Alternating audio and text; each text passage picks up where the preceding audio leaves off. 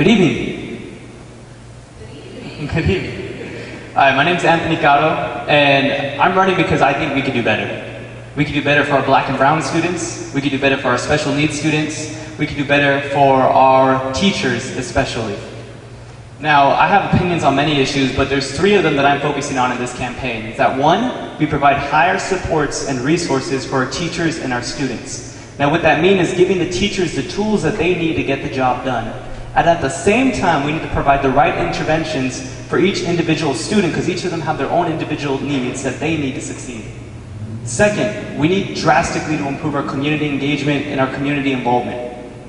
The district does a really poor job of engaging with parents, and the evidence of that is a lot of parents don't even know what's going on in the schools that their students are in. And I think that if we really want our students to succeed, we parents and we community members need to be on board with what's going on. And then finally, we need to ensure that all of our students are college and career ready. It's not enough to just teach students math, English, science anymore. We need to make sure that they have the right training and the right skills so that once they get their high school diploma from this district, they're ready for the next step. To me, it's a shame that you can actually get a high school diploma and not qualify to go to college. The reason for that is because our standards do not match up with the A through G requirements. Let's say your student doesn't want to go to college, or let's say they want to go straight to the workforce. We need to ensure that we have internships and jobs lined up for them so that way they're prepared for that next step. So I'm running on these three things, and I'm running because I feel that I'm a good listener. For the past few years, I've been a community organizer in this district, meaning that I've listened to the needs of students, parents, and teachers and organized on those needs. The reason why I'm running this is because I don't see a community organizer on this school board. I don't see somebody that's actively listening to parents and actively listening to students and asking them what they feel they need. You have three options in this election. Now, I may not have the 20 years experience that some of my colleagues up here do, but what I do have is experience listening, experience organizing, and experience in our schools. Thank you. As previously said, there's a lot of gaps, but as a board member, I would prioritize the economic gap. And the reason for that is because I believe that there's a huge gap between the haves and the have-nots, and I don't want that to be a reason that one of our students does not succeed. During the afternoon, a few days ago, I met a mother, and she had a 4-year-old son, and I asked her, shouldn't he be in preschool? And then she told me that all of our preschools have already been filled up, and she can't afford to provide her own child care for him.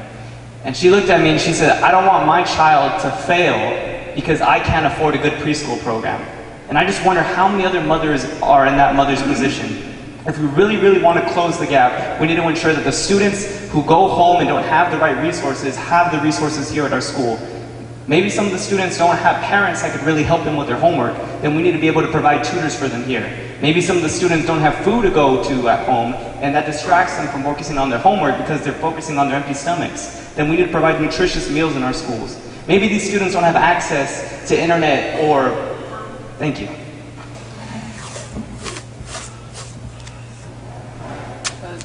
So I believe that the role of the school board is to make these schools the best schools that they can be. And that means eliminating bullying as best as we can. In my campaign, I've been doing research into what other school districts have done across the country on ways that we can, on things that we can do here. So I'm really surprised to hear that we're actually the model in California for addressing bullying, because I can tell you I know a lot of parents that would disagree with that.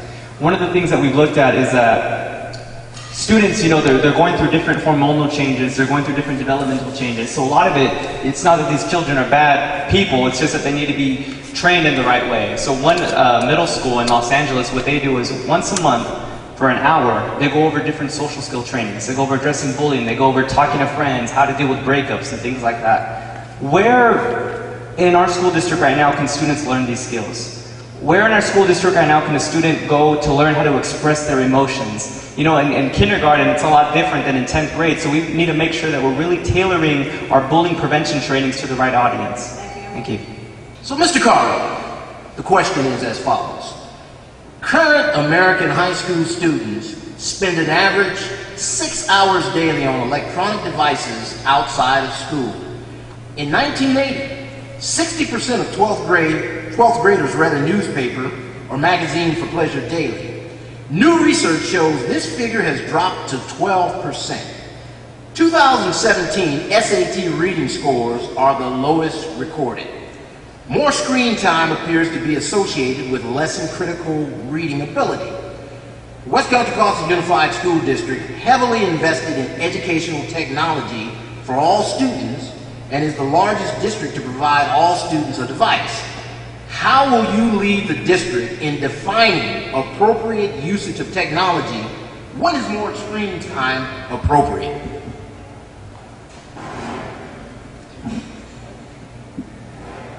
Screen time is appropriate where it needs to be appropriate.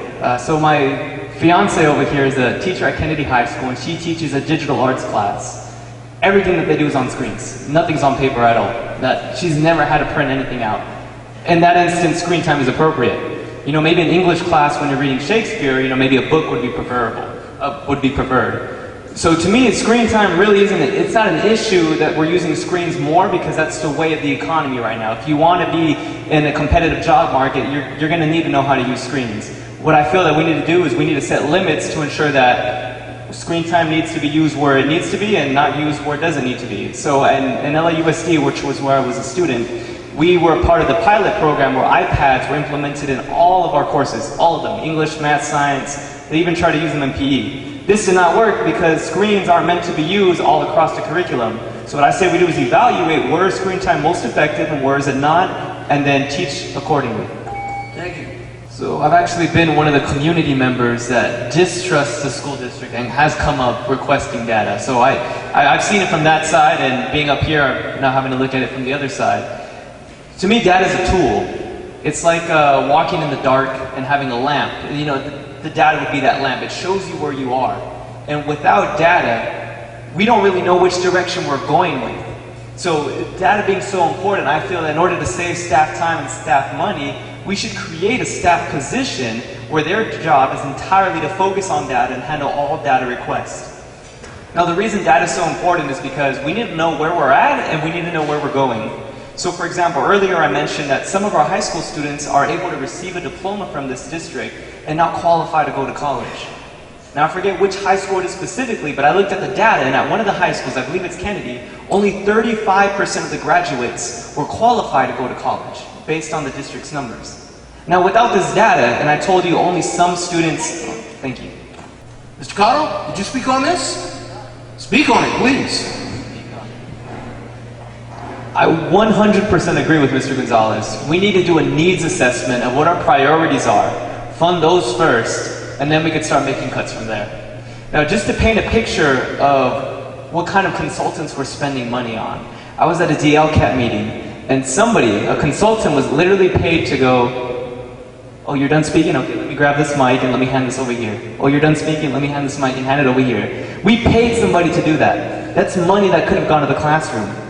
So I'm a big fan of small solutions that have big impacts. A lot of parents have been saying, we need to update our websites, we need better websites.